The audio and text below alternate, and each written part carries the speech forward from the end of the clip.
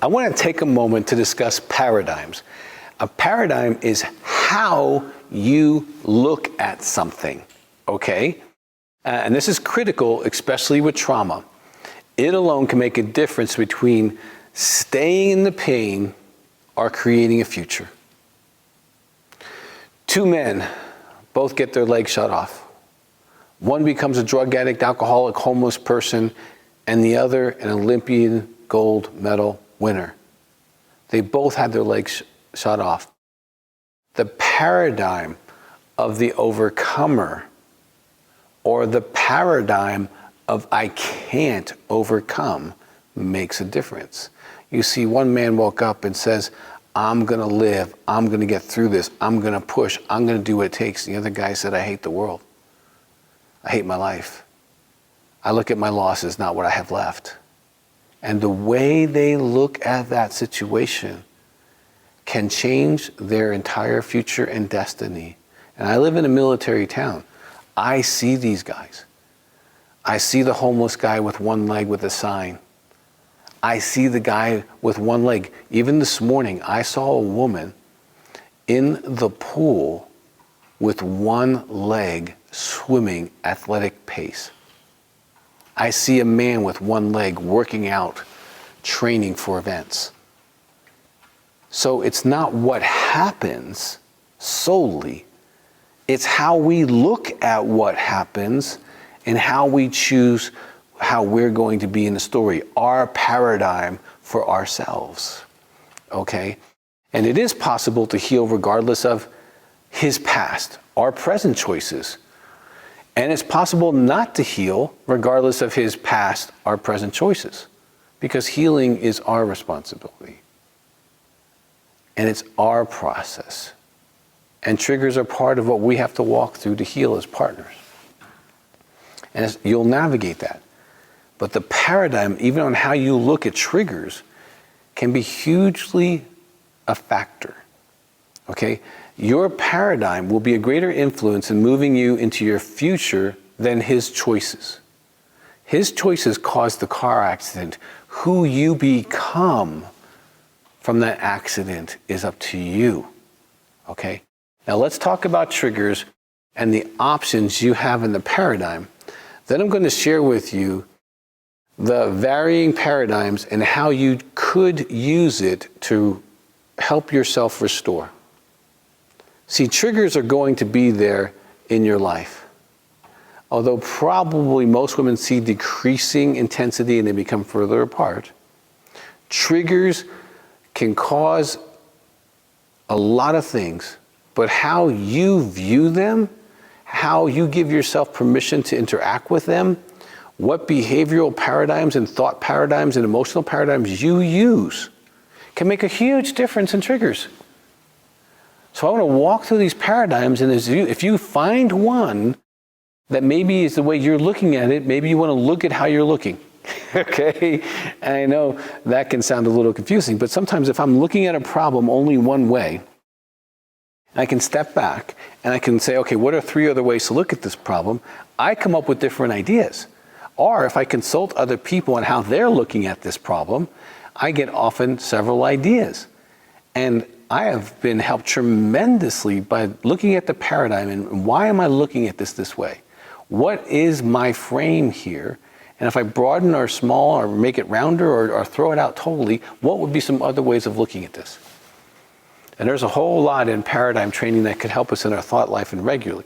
But now I'm talking about triggers, okay? So here's just a random set of paradigms I've experienced with partners, okay? And again, these aren't good or bad, they just are.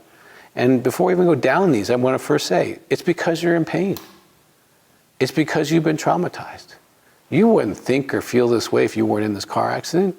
You wouldn't feel or think half of these things necessarily if you weren't going through the most painful event in your life.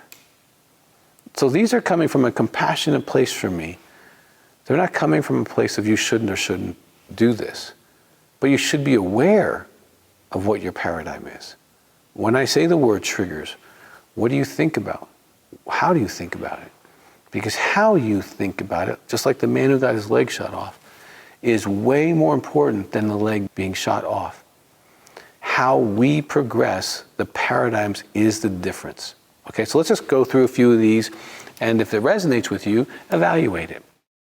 Number one, triggers cause me to lose control. When you believe triggers cause you to lose control, you have the right to be out of control at any time, whenever you want, say what you want, and do whatever you want. Okay, that's another paradigm. When I am triggered, I can say or do whatever I want. I am entitled to any kind of vocabulary, any kind of disrespect, any kind of language, any kind of hitting, any kind of shaming, because I am triggered. Now, if we put this into man language, and there's a guy in his house, and whenever he's angry, he gets to act like a 4-year-old and throw things around and yell and scream at his kids and push his wife around, we would say that's crazy thinking. Now look at the way you look at triggers.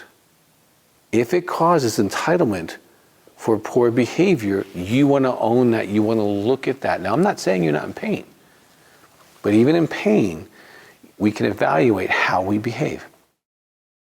Now, another paradigm, totally different way of looking at it, is I can use triggers to try to educate, punish, or manipulate my husband. I'm triggered, and I'm going to educate you, I'm going to punish you, I'm going to do something to you. The pain I'm in, I'm trying to give you that pain, okay? I want you to feel my pain. Now, generally that's not a good idea, but there are women who that's their paradigm, okay? I can use triggers to stay traumatized or to actually re-traumatize myself. Triggers can keep you in trauma for decades. If every time you see that symbol, you create a trauma for yourself. Every time there's an event and you create a trauma for yourself because of the meaning, interpretations, or the lack of healing that you have not been able to achieve, that paradigm by itself is very limiting, okay? Now, let's go a different angle. Let's suppose your paradigm is, I can inquire of a trigger. This trigger is here to teach me. What do you want to teach me, trigger? What in me is not healed or not well or not whole? Trigger, what are you teaching me about my heart? What are you teaching me about the judgment of other women? What are you teaching me about my false beliefs about beauty? What are you teaching me about the way I see the world? See, what is the meaning or feeling I give to you, trigger? What am I putting on you, trigger? Now see, that's a different paradigm. That's an inquiring mind. It's a totally different way of looking at it. And my point here is, look at how you look at it. Evaluate how you paradigm triggers. The whole concept. You can paradigm triggers and be a victim legitimately for the rest of your life. You could paradigm triggers as teachers, and you could learn so much so quickly. The trigger has the power. That's another paradigm. You know, that trigger, and it has the power. Or I have the power. That's a different way of looking at it. There's a trigger. I have the power to decide if I want to act on that trigger.